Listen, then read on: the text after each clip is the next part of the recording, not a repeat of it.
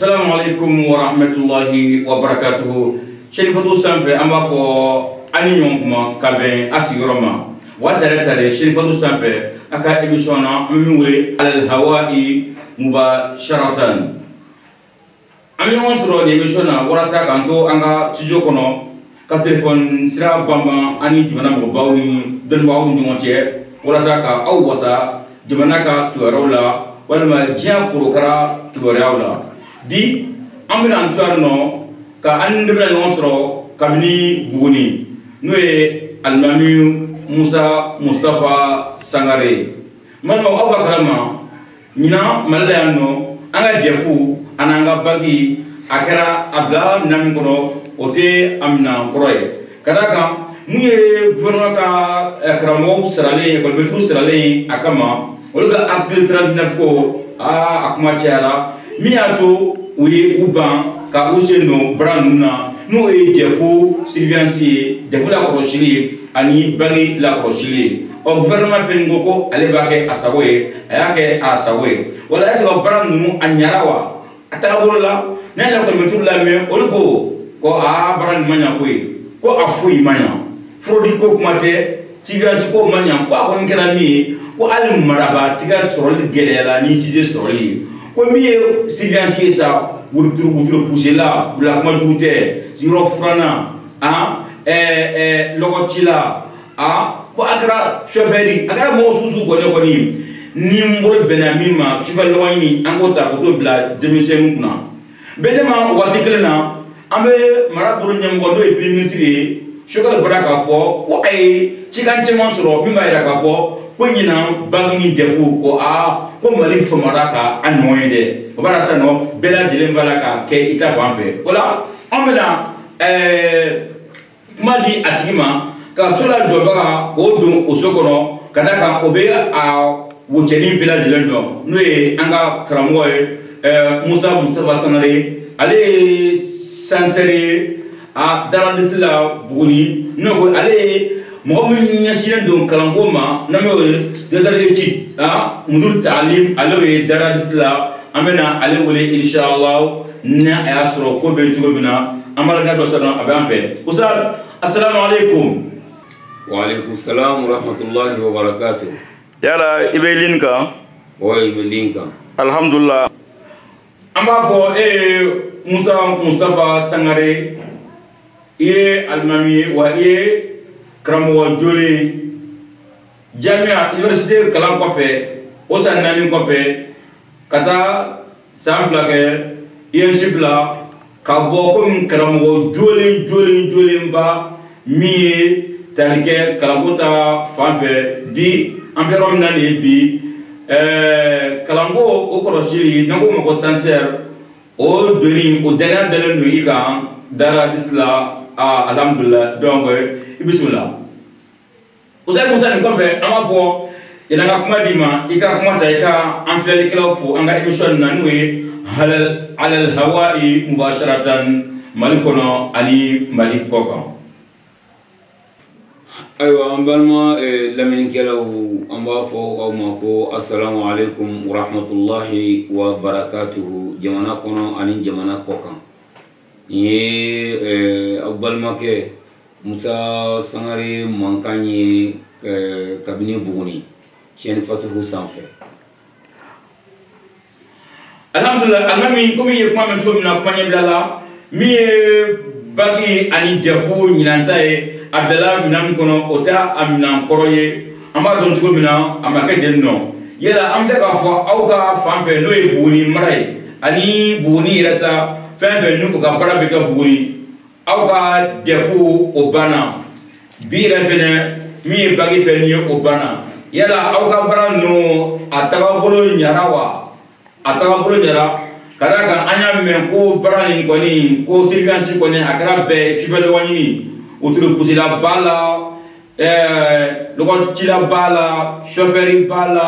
mɔnsɔn b'a la n bolo bɛnna min ma kɔni ko o b'a la ko hali dɔw tɛ se ka u tɔgɔ yɛrɛ sɛbɛn yala aw ka baara nin a kɛra fɔ cogo jumɛn na wa a kɛcogo ɲɛna wa.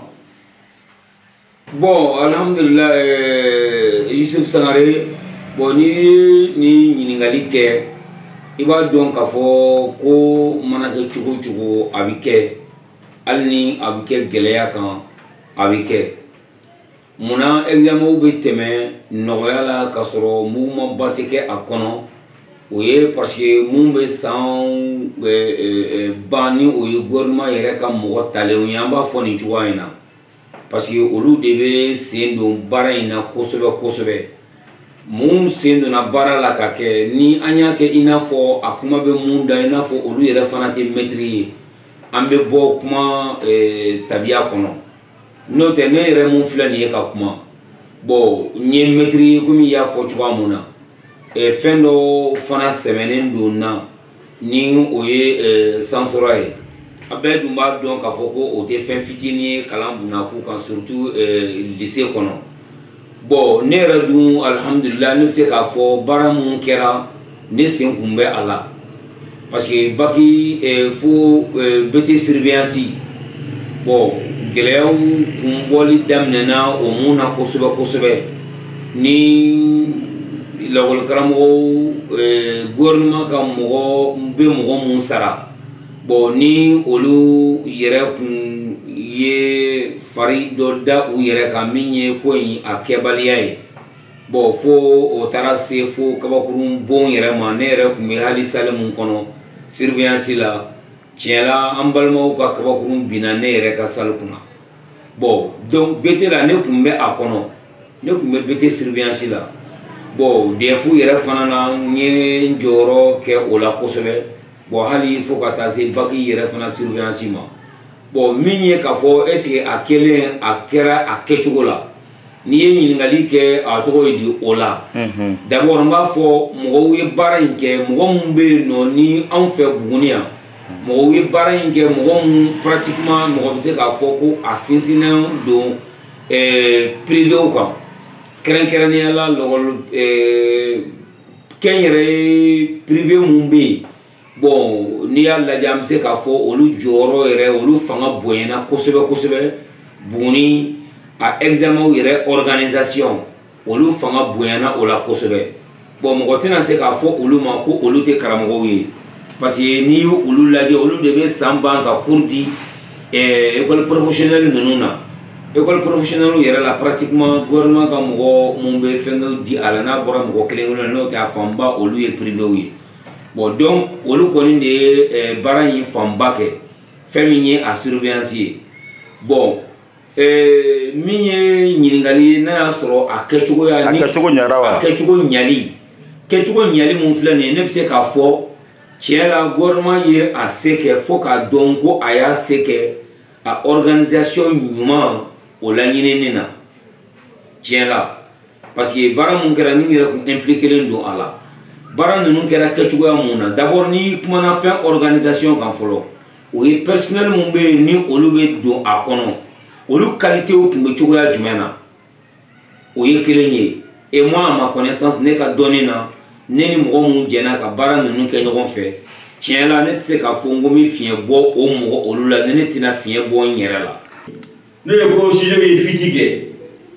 a dun fana ko sujet kɔni k'a sɔrɔli ɲinan ko hali marabaatigi ka sɔrɔ ka gɛlɛn n'a ye o b'a yira ko a bɛ fan bɛɛ fɛ ten a bɛ fan bɛɛ fɛ i kunna bɔ yɔrɔ o yɔrɔ i bɛ a sɔrɔ yen nɔ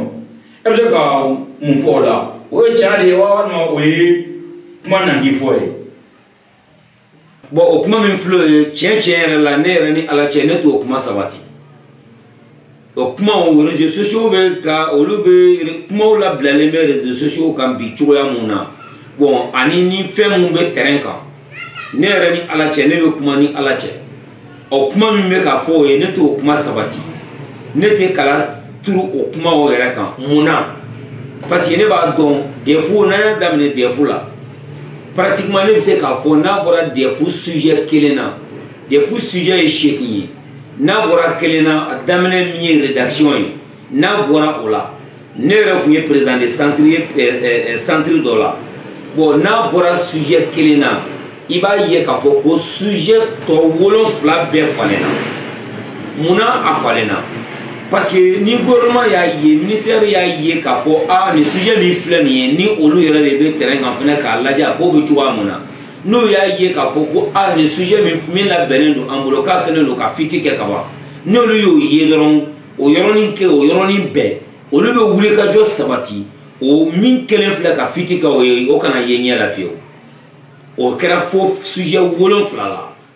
donc o kɛra ko min na yɔrɔ i tɛ se k'a fɔ k'i bɛ o classé k'a fɔ de ko o marabatigɛ sɔrɔli kun ka nɔgɔn ko ka tɛmɛ o kan n'a y'a sɔrɔ de ko sujet ye fiti kɛ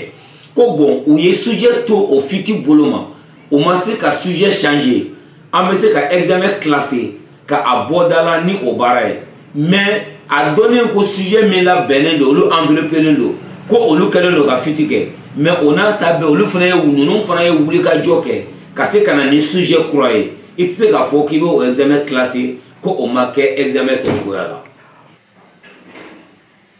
Ok, alhamdulillah. Donc ko wotoropusilaw ni fɛn bɛɛ sugu bɛɛ tun b'a la aw fɛ e bɛ se ka mun sɔrɔ k'a fɔ an ye o la. Bon n balimakɛ Yusuf i b'a dɔn i bɛ k'o kuma min fɔ o ye kuma min bɛ yen nɔ ni dalilu sabatilen tɛ i bolo a tɔgɔ ye di a la i tɛ se k'a fɔ ko i bɛ kuma taga direction taga ni o ye quoi mun na parce que ne b'a dɔn anw ka sur place an ni mɔgɔ mun jɛnna ka correction a tɔgɔ ye surveillance baaraw kɛ ɲɔgɔn fɛ bon k'a fɔ ko lɔgɔcila ou bien wotoropusilaw wa ne kɔni b'a dɔn kɔni tiɲɛ yɛrɛ la o kɔni o ye dusukasa kan ye mɔgɔw bolo mɔgɔ mun bɛ yen nɔ n'olu sen kun kan ka don ko in na n'olu sen ma don a la n'o tɛ ne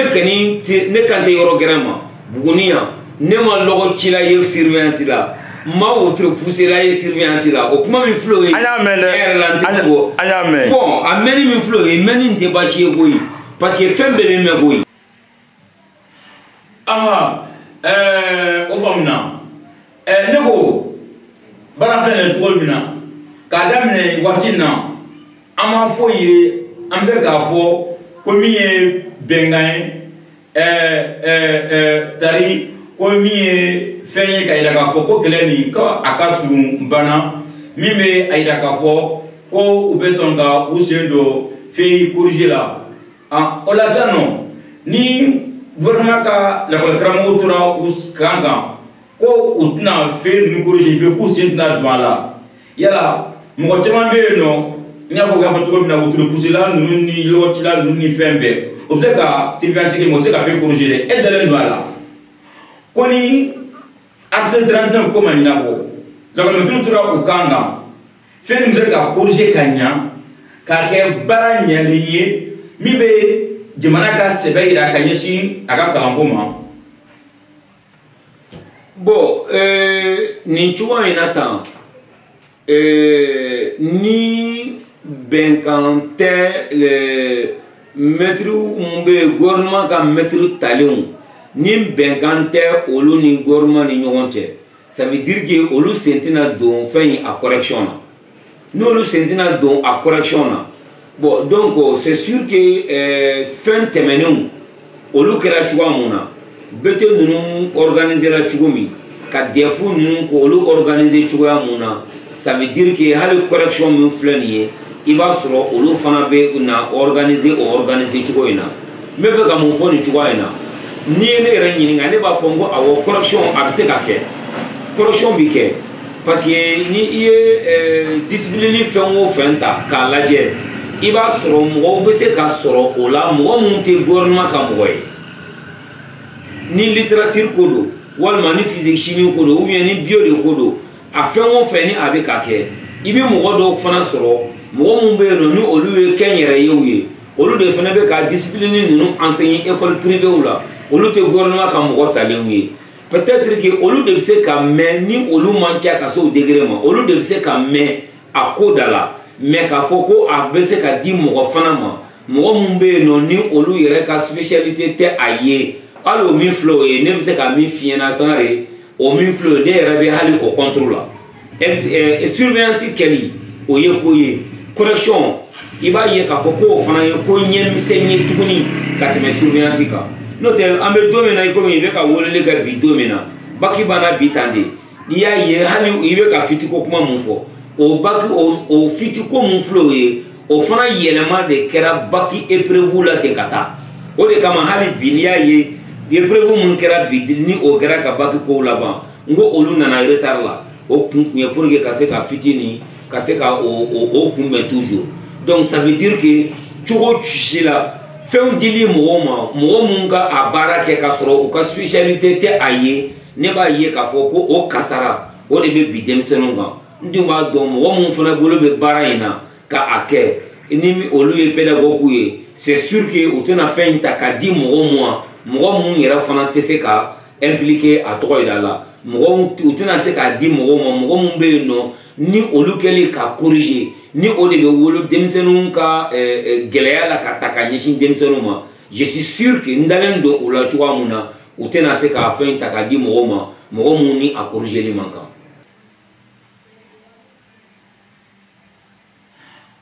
O faamuna sisan min ye gouvernement ka lakɔli karamɔgɔ ye olu b'a yira k'a fɔ ni a daminɛra k'a daminɛ l'an 2010 la walima o duguma dɔɔni olu b'a ye ko ni i ye gouvernement ka kilasi kɔnɔ k'a kɛra cɛbɔ de ye sodansow ka olu ta b'a fɛ k'a f'i ye ko olu taara de par concours ko concours de kɛra k'u fara ɲɔgɔn kan mun bɛ se baara la ka olu ta o la ko mun bɛ se baara la dɛ olu de talen filɛ nin ye o b'a yira minnu tɛ nin kori kɔnɔ ko u tɛ se baara la hali n'u bɛ se baara la donc olu ka baara ɲani mun bɛ kori kɔnɔ u bɛ olu ta dugu ma ka d'a kan n'a y'a sɔrɔ k'u tun bɛ se k'u tun bɛ kɛ kori kɔnɔ e b'o ye cogo jumɛn na. donc o la sisan ko min b'a dɔn ni a bɔra olu bolo k'a don min t'a dɔn o bɛ se ka ɲɛ wa. bon i ka nin kuma min filɛ nin ye kuma b'a kan kosɛbɛ munna kuma b'a kan an ka lajɛ an ka taa segin ka taa kɔfɛ depuis recrutement la gouvernement bɛ mɔgɔ jumɛn de discipline mɔgɔ mun bɛ bɔ sortant école fɛngɛw bɛ yen nɔ ENSUP bɛ yen olu bɛ sanfɛ mɔgɔw labɔ bon ni i ye fɛn mun ninnu ni hijiri ni Tɔnbukutu ninnu olu lajɛ olu fana bɛ cɛmancɛ mɔgɔ olu fana bɛ olu labɔ mais gouvernement bɛ mɔgɔ joli de recruter olu la a tɔgɔ ye de san kɔnɔ bon gouvernement bɛ mɔgɔ mun ta a ka tali kɛ tɔmɔni kɛ ka tɛmɛ mɔgɔ mun na dɛ olu ni ninnu bɛɛ de fana ye ban kɛ ɲɔgɔn fɛ o de fana ye classe fana kɛ ɲɔgɔn fɛ seulement dɔ chance donna gouvernement ka tali la ka tɛmɛ dɔ kan donc sur ce an tɛ se k'a fɔ ko gouvernement ye mɔgɔ mun ta ko olu dama dɔrɔn de ye mɔgɔ jolenw ye koyi sisan n'i y'a lajɛ yanni ka taa se gouvernement ka fɛngɛ in ma mɔgɔ dɔw tun bɛ yen nɔ olu fana tun bɛ ta la ka sɔrɔ ni a ma kɛ concours ye n'an ko k'an ka ko lamɔ concours ko dama dɔrɔn ma mɔgɔ mun taara n'olu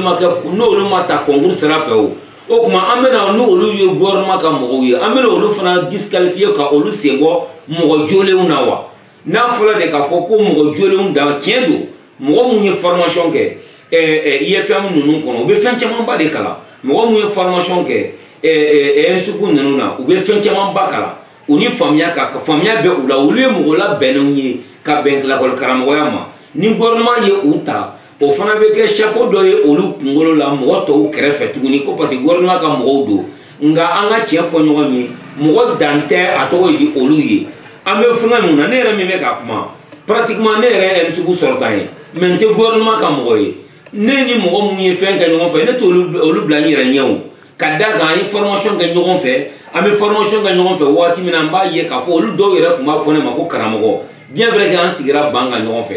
donc n ye gouvernement ka mɔgɔ ye o dama dɔrɔn t'a yira k'a fɔ ko olu ye mɔgɔ jolen dama dɔrɔn ye c'est vrai gouvernement ko ale tɛ mɔgɔ ta ka bila baara la mɔgɔ min ni a kɛli man kan o de kama a ye mɔgɔ mun kalan ko olu labɛn karamɔgɔya yɛrɛ kama ale bɛ olu de ta bon ni olu bɛ ta olu tɔ mun bɛ kɛrɛfɛ dɛ olu de bɛ k'an ka baara in fana kɛ ninnu fana kɛrɛfɛ donc dire que baara bɛna di mɔgɔ ma mɔgɔ mun bɛ yen nɔ ni olu tɛna kɛ ni olu tɛ a dɔnbaga ye ne kɔni fɛ tiɲɛ yɛrɛ la o hakilina mun filɛ ye a kuma in tɛ bali ka fɔ ko ye mais an kana kala turu kuma in kan. Alani ne bɛ e ɲininka sisan ne ko e ka hakilina e bɛ Mali kalan siniɲɛsigi ye cogo jumɛn na e bɛ Mali kalan siniɲɛsigi ye cogo jumɛn na kabini 91 Mali kalanko in kɛra sababu ye ka Musa Tarawele ka fanga cɛ o kɔfɛ Alifa nana an hakilila ko Alifa ko lakɔli karamɔgɔya k'a bɛ ɲɛnabɔ a ma ɲɛnabɔ ATT nana a san 10 a ma ɲɛnabɔ Ibrahima Bubakari nana a ma ɲɛnabɔ article 39 kira sababu ko fen na taga o alisa no afin fleni sizan amayna bo aya ko kura mi yina o ye mi article 39 ko clair ke do tume akra ina nyima no ye docteur shogal ko kala may gay ale mi tume ko article 39 ko abse kanya ko anjon ga hakedo ka to m5 la wati mina ko sira alema aya ale jora ye ina ko am be termino kun ani bi jeni ko kilomita ko yi a katonna yala ebe mali kanko bla asinye si bla mungono bo Yusuf Sangare ibe ga ni ko mali kalanko a shini iba do ni kuma min filɛ nin ni sigi k'i ka nin kuma in jaabi i bɛ se ka tile kɛ kuma in kɔnɔ ma résumé ka d'a ma a résumé ka di voilà bakuruba d'a ma an ka faamuya ka fɔ tiɲɛ yɛrɛ la n'i y'a ye kalanko yɛrɛ bɛ k'a la gosi wariko min filɛ kɛ bɛ wariko min kɛlɛ la nin ye fɔlɔ an ko o yɛrɛ ka to yen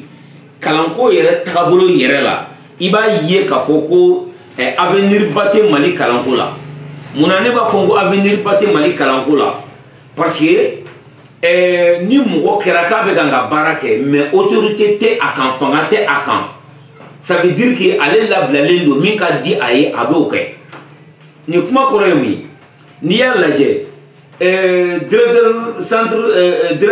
directeur des centres d'animation pédagogique ni olu ye DECAPO ninnu ye n'i y'a lajɛ i b'a ye k'a fɔ ko fanga dɔɔni dɔrɔn de bɛ olu bolo mais fanga ba tɛ u yɛrɛ bolo n'i jiginna ka bɔ yen ka na directeur min bɛ école kunna ani a ka maître cɛ pratiquement fanga foyi tɛ directeur bolo a ka maître kan maître b'a yɛrɛ la k'a fɔ e tɛ se ka fosi kɛ na donc ça veut dire que min ka d'a ye a ka d'a ye cogoya min na a bɛ kalan kɛ o cogoya kelen na e k'a lajɛ maître ka classement n'a bɔra directeur bolo ka taa ale yɛrɛ ka directeur direct bolo ka taa di mɔgɔ gɛrɛ ma k'a kɛ classement ye ni san hakɛ in kɛra i bɛ bɔ yen na ka taga nin na i ka baara ka ɲi i ka baara man ɲi o t'a la jateminɛ tɛ fosi kan bon olu bɛ ko mun na ka taga e ɲɛ tɛ kow la laisser aller de don donc pratiquement ka kow to nin cogoya nin na i b'a ye k'a fɔ ko avenir tɛ Mali kalan na kelen n'i ye duguba kɔnɔlaw ta k'a lajɛ duguba kɔnɔlaw falen don mɛtiriw la tewu k'a sɔrɔ burusi kɔnɔmɔgɔw bɛ minɔgɔ bɛ ɲini ka olu faga mɛtiri ko minɔgɔ bɛ ɲini ka olu faga k'a sɔrɔ olu sara bɛ ka bɔ jamana kelen de kun mɔgɔ kelen de fana bɛ ka a tɔgɔ ye o sara maintenant duguba kɔnɔmɔgɔw bɛ k'u kulonkɛ mɛtiriw la cogoya min na k'a sɔrɔ a nege bɛ ɲini ka burusi kɔnɔmɔgɔw faga ne ko burusi kɔnɔmɔgɔw jɔyɔrɔ olu denw de fana man kan tɛ ka kalan wa olu kan ka kalan bon donc n'i ye nin lajɛ kuma min filɛ nin ye i kɔni b'a ye dɔrɔn an ka kuma in jaabi dakuruɲan kelen k'a fɔ ko avenir ɲuman tɛ a la n'o tɛ n'i donna a kɔnɔ i b'a ye k'a fɔ ko fɛn ɲagaminen de don min yɛrɛ pɛrɛnnen tɛ ɲɛbɔli yɛrɛ kama pewu parce que si ka fanga tɛ si bolo mɔgɔw bɛ laisser aller de bɛ yen dɔrɔn mɔgɔw bɛ ka kalan kɛ. alhamdulillah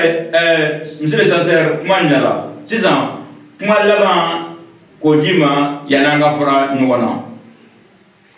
bon ne ka kuma laban kɔni tɛ dɔwɛrɛ ye n bɛ dugawu de kɛ gɛlɛya min filɛ nin ye ni a bɛ jamana kan an bɛ ala de deli gɛlɛya in a bɛ se ka ban bancogo la a ka bɔ yen mɔgɔ minnu bɛ yen nɔ ni gouvernement yɛrɛ kɛlen don ka olu ta a bɛ k'u sara cogoya min na gouvernement de bɛ olu dɔn olu kan ka minɛ cogoya mun na anw yɛrɛ mun fana ye lakɔli karamɔgɔ anw yɛrɛ kan k'an jɔ cogoya mun na ka ɲɛsin a tɔgɔ di jamana ma an kan ka hakilina mun fana ta ka ɲɛsin jamana ma o ye fɛn ye bɛɛ lajɛlen kan ka miiri min na gouvernement kan ka miiri a ka mɔgɔw la lakɔli karamɔgɔw yɛrɛ fana kan ka miiri jamanadenw na o kan ka miiri gouvernement la olu bɛ k'u denw de kalan u bɛ k'u dɔgɔninw de kalan u bɛ k'u mɔdenw de fana kalan donc ko bɛ cogoya mun na bɛɛ lajɛlen k'i jɔyɔrɔ lajɛ an bɛ se ka mun de kɛ pour que an ka se k'an ka jamana an ka se ka a sauver tiɲɛ la o ye fɛn ye min ni kɛli ka kan bon donc ne kɔni bolo ala ka ko min filɛ nin ye ala ka jisuma kɛ a fura ye gɛlɛya mun filɛ ala ka jisuma k'a fura ye n'o tɛ fɛn mɔgɔ joli min ye fɛn min kalan k'a dɔn o de ni a baara kɛli ka kan o de fana bɛ se a la o de fana b'a dɔn o de bɛ se ka mɔgɔw la kalan ka ɲɛ ka tɛmɛ cogoya dɔ kan o bɛ yen